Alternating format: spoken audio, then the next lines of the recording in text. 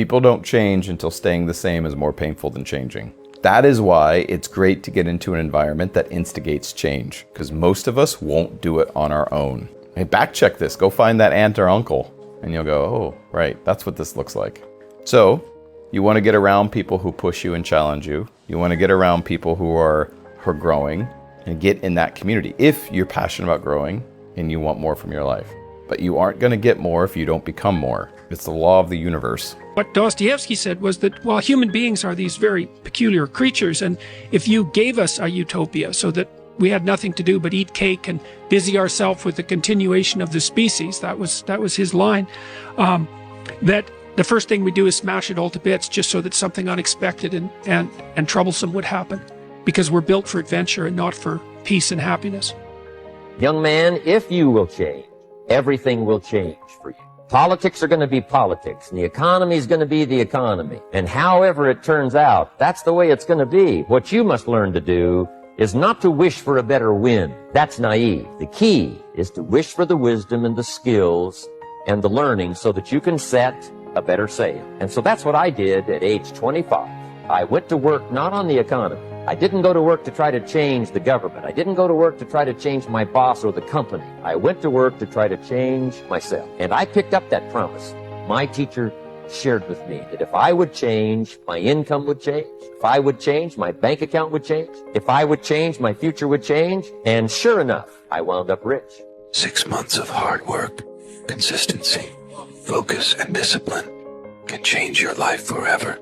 The higher you go, the higher the price. The higher you go, the harder the price. When people don't reach their potential, it's not because they lacked opportunity. It's not because they lacked time. It's not that they lacked ability. They don't reach their potential because they were unwilling to pay another price. No risk, no Ferrari. And we know this to be true. If you want to win the game of life, if you want to take it to the top, you have to be able to sacrifice who you are today for who you want to become. So you have to believe that you can.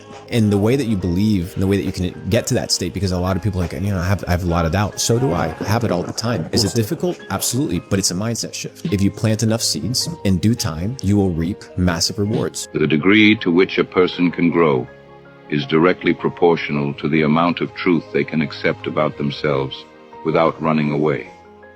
You learn to run from what you feel, and that's why you have nightmares. To deny is to invite madness.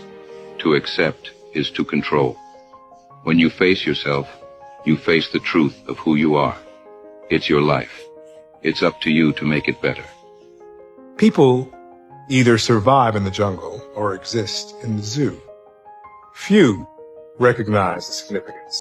You must train your mind like a muscle, because one day life will hit you hard, and you'll need the strength to lift the emotional weight of that moment. Too many people avoid discomfort, and because of that, even the smallest setbacks feel like mountains they can't climb. Here's the truth. By choosing the easy path, they've unknowingly made their life harder than it needs to be. So listen closely. Choosing comfort now is the most uncomfortable decision you can make in the long run. Real growth, real strength, comes from doing what's necessary, not what's easy.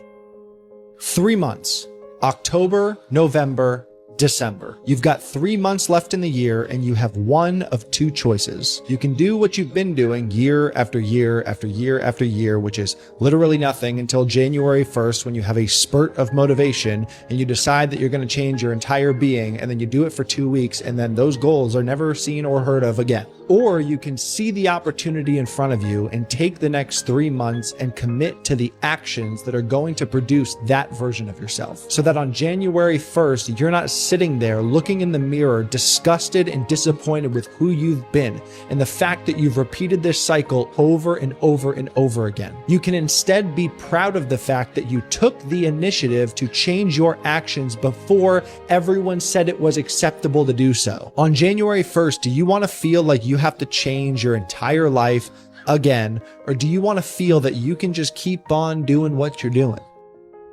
The value of limited association. Another option for protecting our attitude is limited association.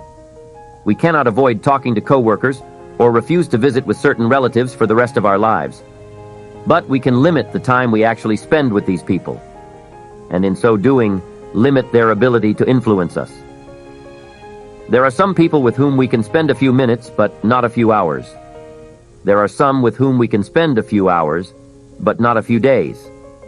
Not when the achievement of our dreams is at stake. Excessive influence is undue influence.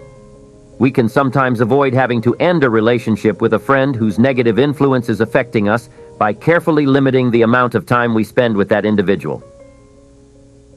But we must be very careful even with limited association. Occasional influences are very subtle because they can have an accumulative effect that is difficult to see. We must always remember that failure is the slow and imperceptible accumulation of small errors in judgment repeated on a daily basis over a prolonged period of time. In our personal and business worlds, about 80% of the people with whom we associate, the vast majority, will account for only about 20% of the results we achieve. Conversely, about 20%, the clear minority, will produce 80% of the good results. And here is a strange but valuable insight to go along with that interesting fact.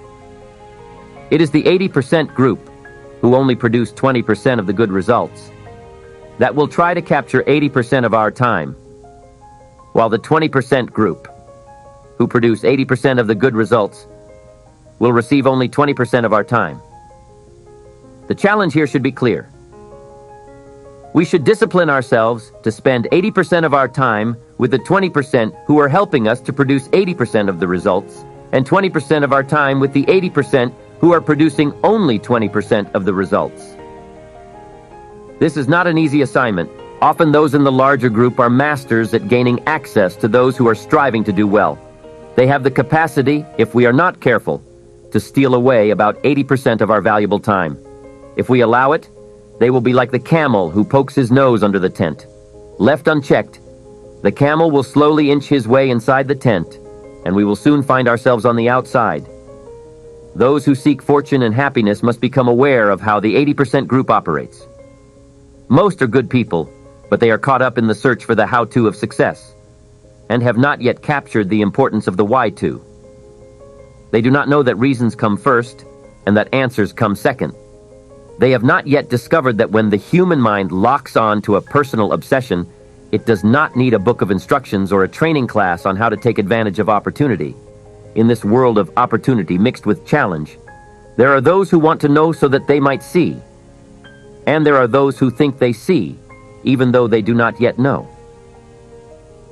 There are those in the great multitude whose attention to progress and personal development has been greatly neglected. If we were fortunate enough to have discovered gold and sought a few close friends with whom we wished to share our discovery, some would likely disappoint us. If we asked for their assistance and their labor in exchange for part of our fortune, some would find fault with the terms of the offer. Some would complain about the splinters from the cheap shovels and the blisters brought about by their labors. Some would complain about the distance between the comfort of their homes and the location of the gold mine. Some would complain about how bad the tax bite will be after all the work is done and how unfair it all is. Still others would complain because someone else was getting more than their fair share. And others still would condemn us for showing favoritism to other friends. Personal growth is not always an easy matter, but the worst days experienced by those who give attention to the affairs of self-development are better than the best days of those who do not. We must not delay our commitment to finding our own personal gold mine in life, simply because of the opinions of others whom we deem to be worthy and deserving friends, but whose impact on our attitude and our self-confidence steals away too much of our spirit and dampens too much of our desire. We are obligated to limit or remove the undue influences of those who are having the wrong effect on us.